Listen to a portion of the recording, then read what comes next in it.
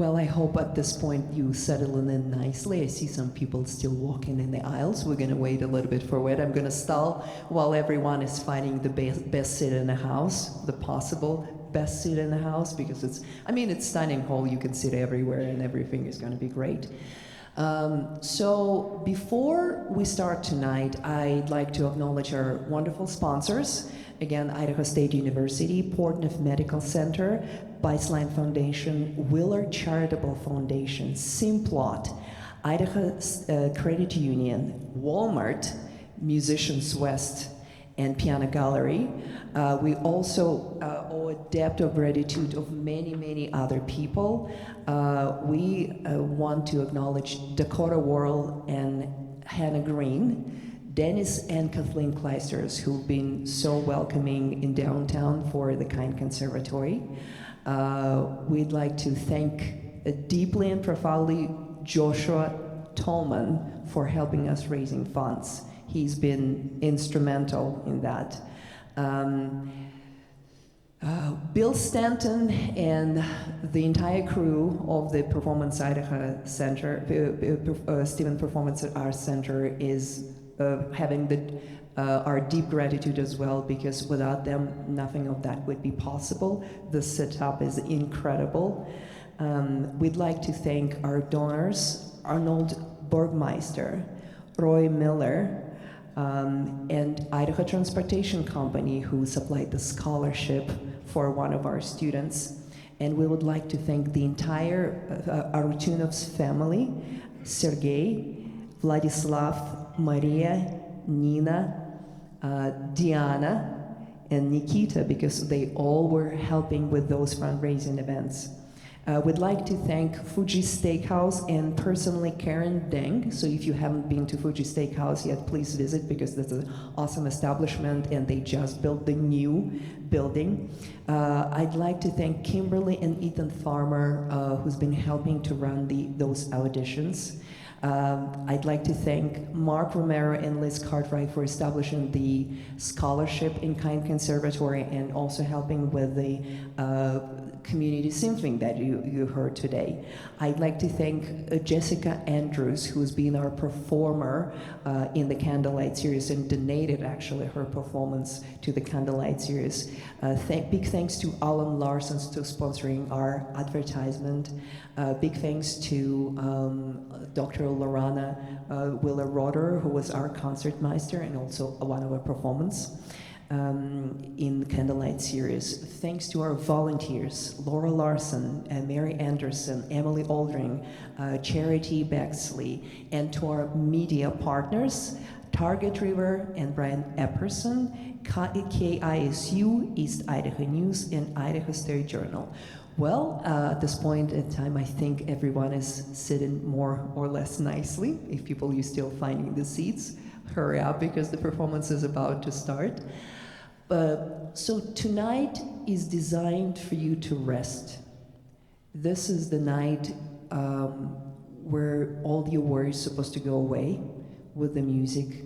It's the very meditative state. Be here in this hall and enjoy this music. So I hope after tonight, whatever you have on your heart, any worry, because I think we all worry those days, right? It's in those state of things. I don't think there's a single person in this house who said, everything is perfect. So if you have something on your heart, I hope you live a little bit alleviated and a little bit more relieved than you came in before, because that's exactly what this event is designed to do. And without further ado, I'd like to bring on stage our wonderful artist and phenomenal pianist, Dr. Cahill Smith. Please welcome.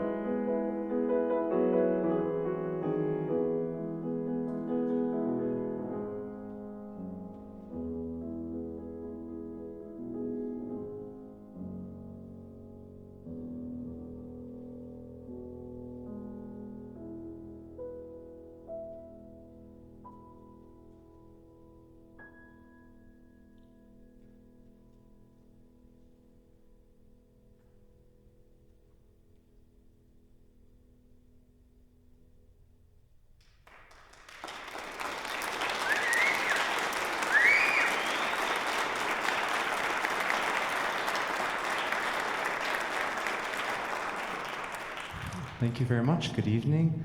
I'm so delighted to be here with you tonight and share this amazing setting. I haven't played this is pretty amazing, right? It's beautiful. Yeah. It's like playing those Candlelight concerts, except I don't have to play Taylor Swift. So I'm really honored to be here, and thank you to Dr. Lau for having me out. It's my first time playing in Pocatello. I think you're so fortunate to have this organization and supporting music for young people and continuing this tradition. There's nothing more important than that. I grew up in the middle of nowhere in Alabama, and if it weren't for events like this, I wouldn't have found the thing that I love to do the most in life. So bravo to all of you making this organization work. Natalia asked if I'd say a few words about some pieces on the program, and just, there are some notes, but it's a little dark in here to read them. I'll just give you a few ideas of what to listen for and why I enjoy these pieces so much and why I chose them tonight. The first piece is from Rachmaninoff's first set of solo piano pieces, just a teenager writing those pieces, just a melody. Hopefully you can hear it's a melody. I'm gonna jump straight to Debussy now and forgo the Mozart. So these pieces are from Debussy's second book of images, or Images. And I'll just play the first and the third piece. I think these are amazing pieces if you know what to listen for. Debussy was able to go to around the turn of the century, a world exposition or a fair in Paris, and there he got to hear some Asian music for the first time. So some Javanese gamelan music and beautiful percussion instruments, and he was fascinated with that and trying to bring it into his music, or sort of depict otherness or exotic non-European sounds in his music. So you'll hear that in this piece. He chooses two kind of non-traditional scales, and his challenge was, can I make a whole piece out of just these two scales? The first one you probably hear in all the old TV shows when someone's having a dream. It's a whole tone scale. It's very disorienting because you can't tell where the home key is. There's all whole steps, so you could be just floating anywhere. So it starts with that, and the middle switches to a very closely related one, a pentatonic scale. It's just got 5 notes in it, and he just switches between these two worlds and lets the piece just breathe with those two modes. The second piece is called Goldfish. It's inspired by a Japanese engraving or a painting, and in that you'll hear lots of water, lots of bubbles, and the sort of character of the fish is very silly and flirtatious, and you'll hear he has a theme. He has a sort of jumping theme that fits into a waltz the whole way through. So that's a little bit of Debussy, and then we'll move on. I hope you enjoy these two pieces from Images.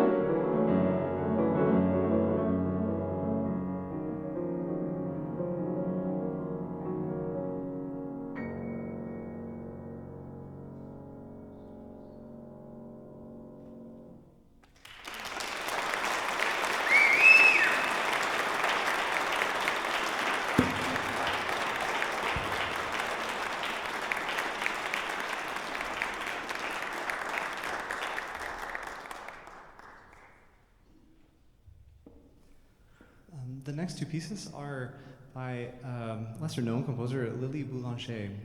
This is one of the great tragedies of French music that she died so young, and I heard these pieces, and the first time I was really touched by them. This is something she wrote at age 20. It's hard to believe the harmonic sophistication in this piece. There's a piece by Schumann that I'm not playing tonight, which I think she may have heard. It's from the Vienna Carnival, and it's a romance, and it starts like this.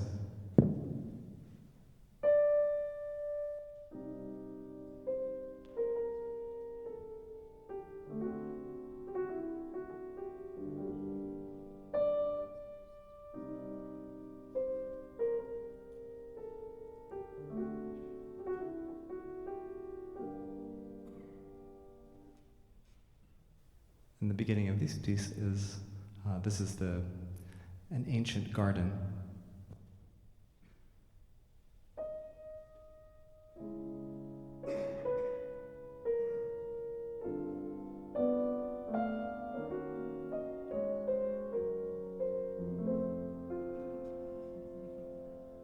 So already being even more adventurous than Schumann. I wish she would have lived longer, given us more music, but I'm grateful that we have these two pieces. So just two pieces of an ancient garden and of a bright garden. It also has a theme of bells that you'll hear. Enjoy this. Is from 3 Morceaux.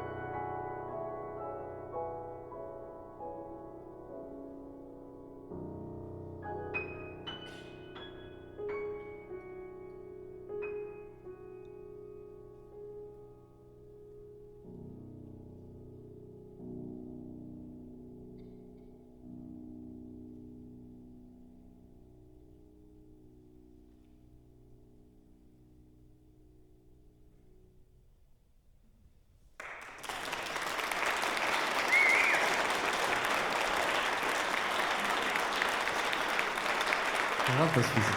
So colorful. Thank you. Thanks for letting me share those. The next piece is a little longer and a little more dramatic. This is Liszt's Obermann's Valley. It is essentially a quest in identity crisis, I guess.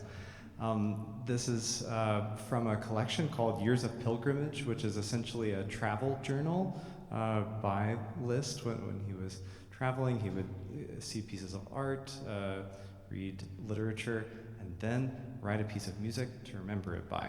And this was off of a French novel that he picked up by Sinecourt. He read the story. It seemed to really fit his own personal life. He was fleeing personal turmoil. He ran off with someone else's wife, listed, and found himself in Switzerland, writing this piece and finding maybe for himself some identity in the character of Obermann.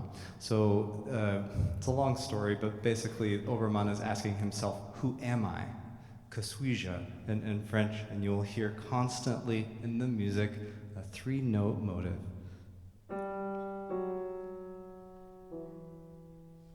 Which is probably those words, who am I and what do I want? He goes off to his mountain refuge in the story, and there he's finds solitude and also some sort of sense of meaning or purpose in his life. And you'll see when that theme comes back and it's harmonized and it sounds right and it sounds correct and it sounds beautiful. Before that, it's lots of wandering around and many different treatments of that theme. After the storm, I won't spoil the story for you. You get to find out what happens at the end. So this is Liszt's Valley d'Obermann.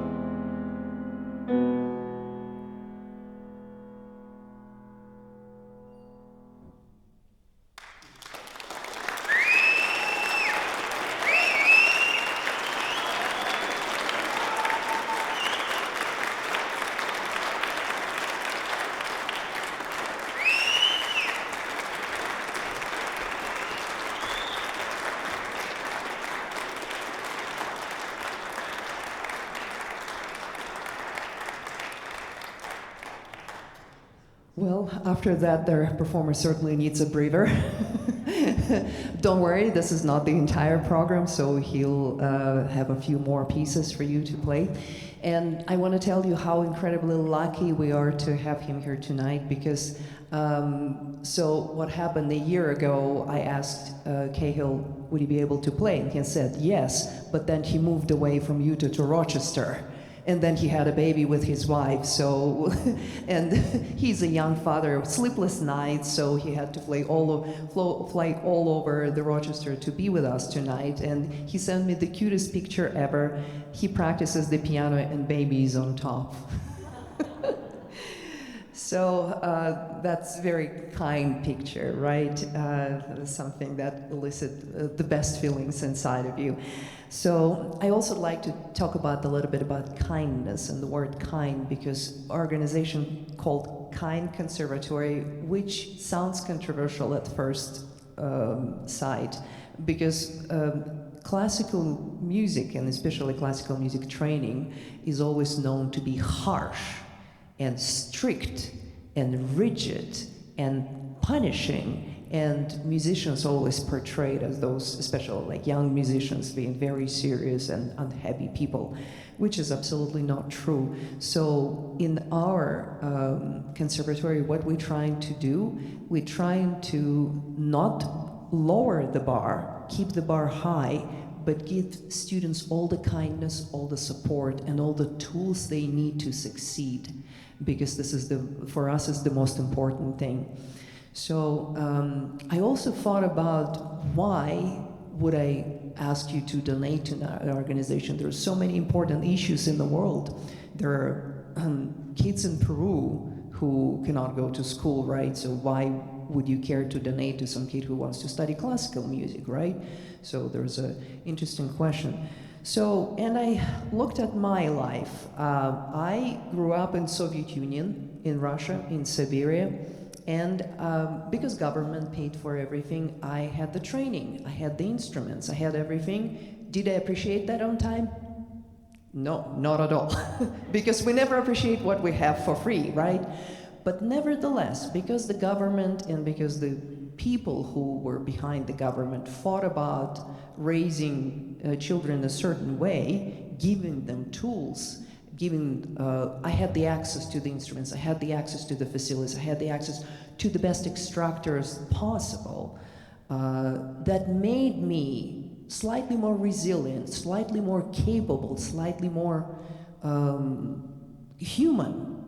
So I believe people who study classical music, they're not just studying music, they're not just improving their motor skills, although that's important. They're not just escaping Alzheimer, although it's also important, right? It's not just, entertainment, but it's deeply connected to humanity in general. And kid who can play, 12-year-old who can play Bach, he's not just the kid, he's someone who has inheritance from 400 years before him, the instructions basically, how to deal with loss, how to deal with grief, how to understand love, how to understand patience and kindness. Because people before us, they lived and they encoded that in this music, and that's what the humanity chosen to pick up and carry for all those years. So the connection to those years is important, is making our most human more interconnected with each other, more compassionate. So I invite you tonight to be kind. So if you find yourself inclined, so please visit our donation tables after the event. We will happily accept any forms of donations, and we really greatly appreciate it. And every dollar will stay here in Idaho and support the local kids and support the local musical education. And thank you so much for being here tonight. Couldn't be more important night for us. Thank you.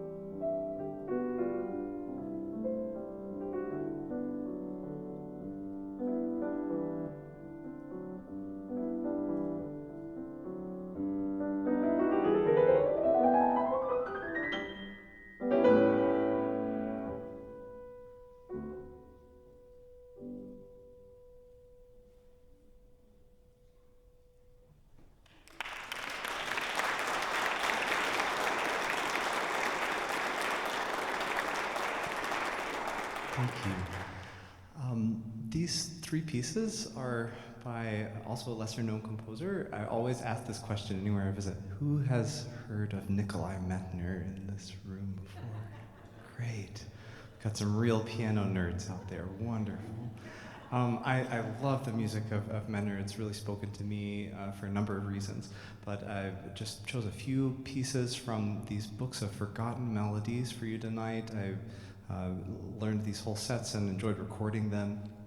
And if you are interested in listening to more, you can look that up online and listen to the whole cycle. So those are pieces, it's best translated as forgotten motives or forgotten themes.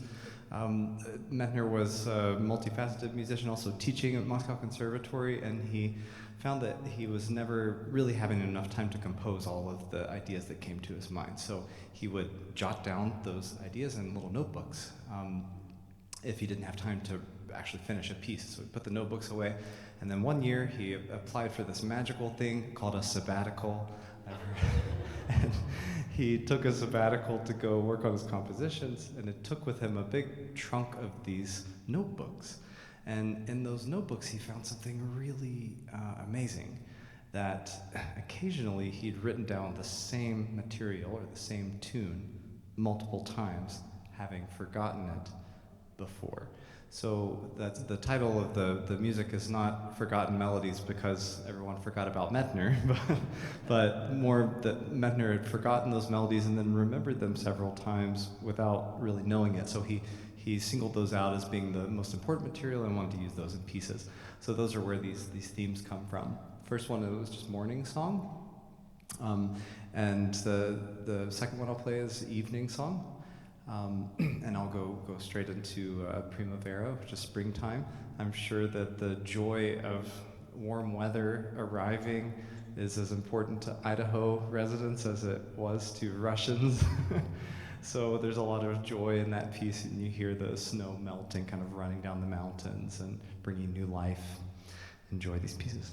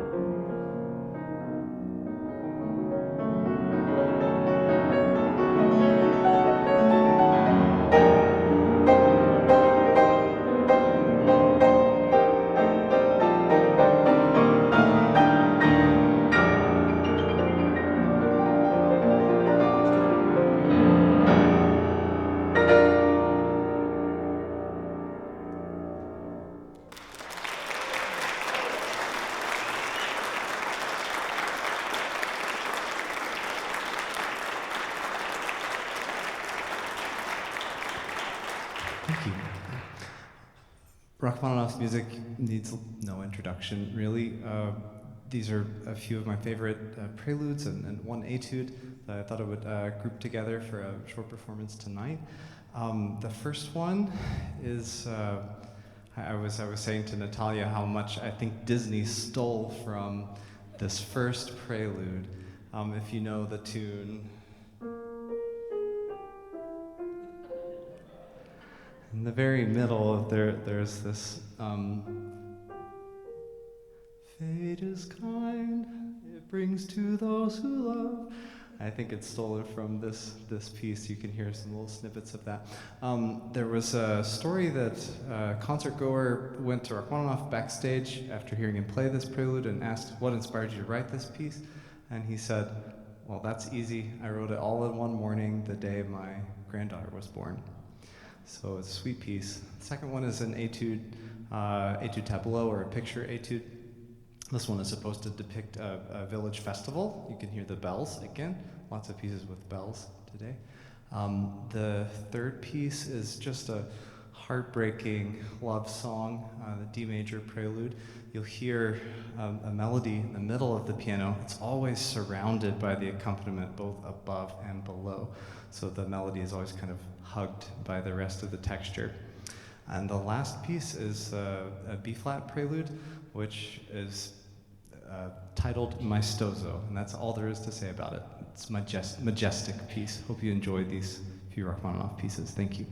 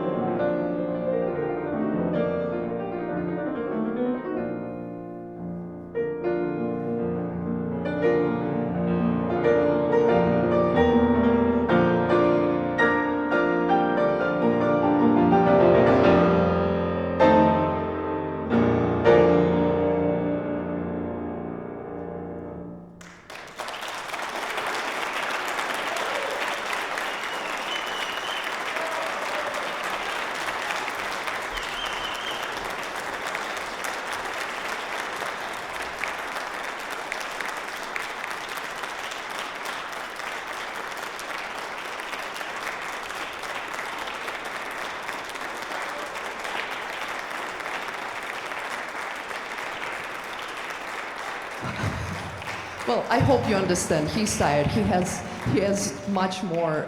So tomorrow we actually continue. If you'd like to hear more piano, come back at 3 p.m. We're gonna have the finals starting from the little cute ones, and then at 6:30 we have more advanced students playing. And this event is absolutely free. Again, thank you so much for coming out tonight. You are heroes in my eyes, and thank you. Please come back and please hit our donation tables. Thanks.